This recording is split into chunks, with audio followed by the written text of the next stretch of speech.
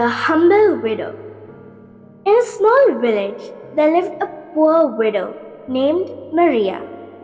She spent her days quietly serving others, cooking meals for the homeless, and visiting the sick.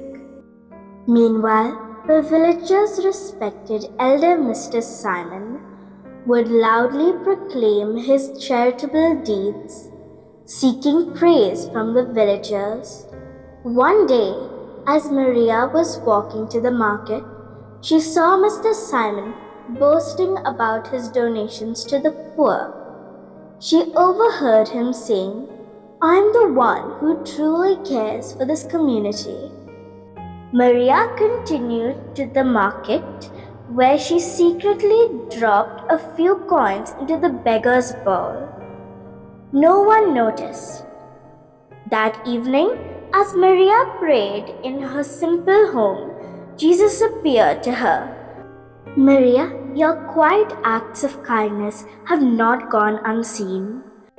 Your Father in heaven rewards you."